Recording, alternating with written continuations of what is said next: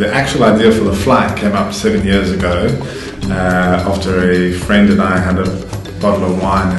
What happens if we jump from Robben Island all the way to Bloemfontein?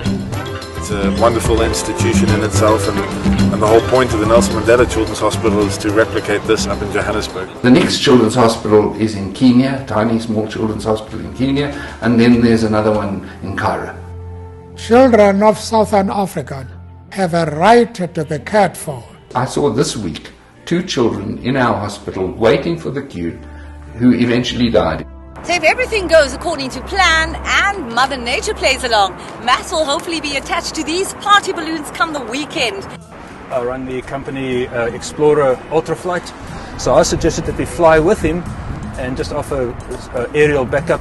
This is our faithful rubber duck. This is really going to be the prime piece of equipment that we would use to guide him if he's going in the wrong direction. It's the wind direction that's going to help him guide the aircraft the wind direction that he needs. Is northwest to west, southwesterly wind. If it's too far to the south, it's going to push him into Kubu.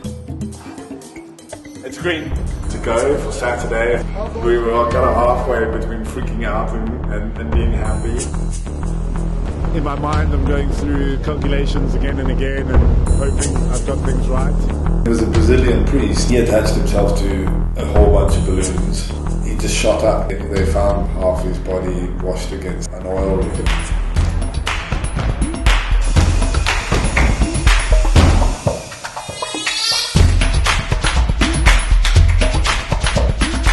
The wind's...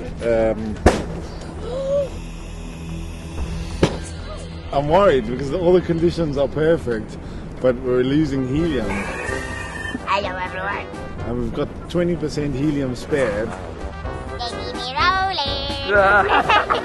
You're attached to 200 helium-filled balloons. You've got 80 kilograms of ballast.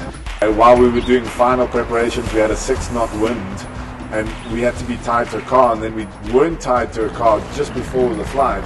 There were 8 guys pulling tug-of-war style, and we thought we had got the equilibrium, and we hadn't, which meant that I rose very, very quickly.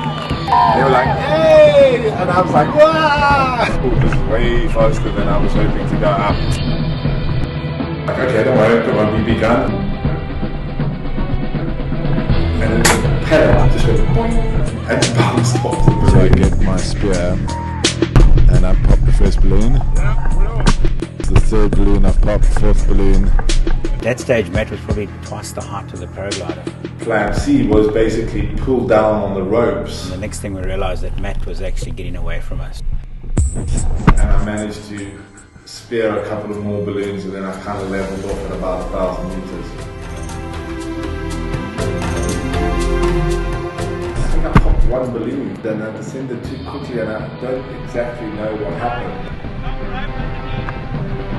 And once his ballast hit the water and he started going up again from there. I was concerned that if I went up again, that I wouldn't have the strength to actually pull on the strings to pop the balloons to actually come down again. Jaco Wolmerand spotted this huge tanker at anchor. It's still at anchor over there. Matt was drifting directly towards the tanker. He was very low. You want to drag him back? How we can do that? Matt, we're 1.5 days offshore. Going towards Bloemfontein. 1.5 kilometers, we made the call to start getting them into the boat. We got Matt into the boat, but the pull was starting to make it quite dangerous. I was holding Matt, I was trying to keep the boat under control, and he kept popping in and out of the boat, so we needed to pull it down and then cut it loose. That we were well within the 500 meters when we finished the operation.